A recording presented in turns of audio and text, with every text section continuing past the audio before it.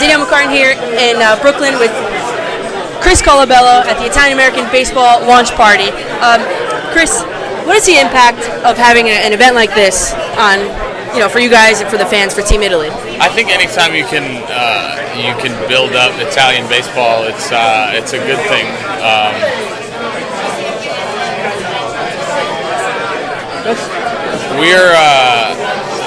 I think we're really proud as Italians about the way the game has kind of come along in Italy, especially a lot of the Italian-American guys. For me in particular, it means a lot. My dad played over in Italy for a long time, and obviously to get to experience the Classic in 2013 for the first time. So anytime we can bring some awareness to Italian baseball, it's awesome. How proud of you is he? Sometimes, it depends. If I got hits that day, he's proud. No, I'm just kidding. It's really cool. From when I was a little kid, I always wanted to wear an Italian jersey at the professional level because I knew my dad did it for such a long time. So it's a really cool thing to be able to share with them. I think when everything's said and done, I'll get the real talk from him about how proud he is.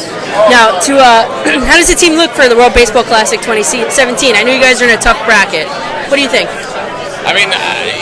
People want to count us out no matter what. We're going to have some good players again. Obviously the guys that are here, Drew Butera, Francisco Cervelli, catching, go around the field. I think Johnny Giampatello is going to play.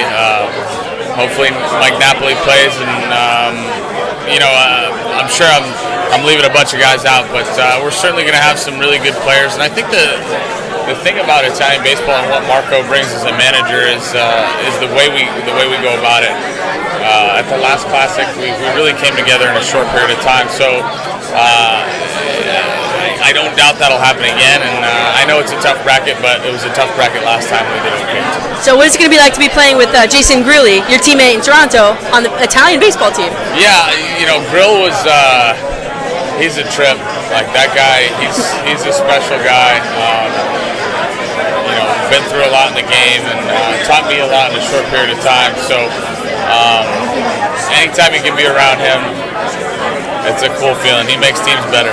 Yeah. Now, what influence? You grew up in Italy, is that true? Yeah, I was kind of back and forth when I was a kid. Early years, like elementary school, like a couple years there, a couple years here, back and forth. And never played soccer? I tried. I wasn't very good. Yeah, no. My friends would kind of force feed it on me. And then I realized I needed to stick to baseball. I always tried to peer pressure them into playing baseball instead of soccer. So what influence did that have growing up in Italy on your baseball career? Well, I think I get to get a pretty good feel of how special the game is over there. I think it's certainly not at the level of soccer and maybe even basketball, but in the 70s and 80s when my dad was playing, it was really big. I think it tailed off a little bit just because Europe wasn't in the best financial situation over the last 10 or so years, but I'm so proud of the job that Marco and the rest of the people have done with the national team and growing the baseball academy over there. Right. There are a lot of kids that I think love the game, so if we can promote it a little more and maybe get some of the bigger cities over there involved, I think it can get back to where it used to be. Now, one of your old former managers said Colabello would invite teammates to his parents' house for dinner and would help clean the dugout after games. That speaks volumes to your character. Well, or is it just an Italian-American thing? No, I'm big on relationships. Like I think the guys you end up playing baseball with become like your family.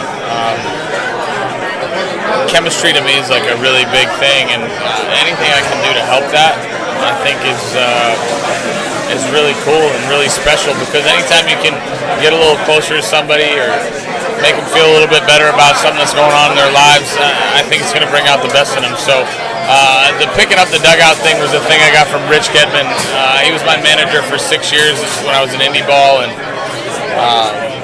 we'd get done the games, and this guy played the big leagues 13 years, and he'd be picking up cups in the dugout, and like in my first year indie ball, I'm watching him do it. I'm like, well, he played 13 years in the big leagues, I better pick up the cups too. And it's just kind of one of those things that if you make the mess, you should be the one to clean it. And other guys would be like, well, there's somebody that's going to do that after. And I said, well, doesn't hurt to make their job a little bit easier. So I don't know if it speaks to my character. But What about Dak Prescott? So much was made of him picking up his Gatorade cup.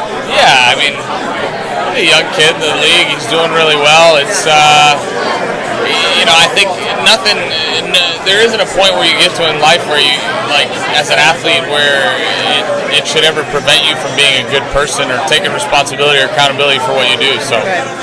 Now, Mike Piazza, last question here. Mike Piazza was your coach in the World Baseball Classic and the last time around. What advice has he imparted onto you? Funny Mike Piazza story as a hitting coach.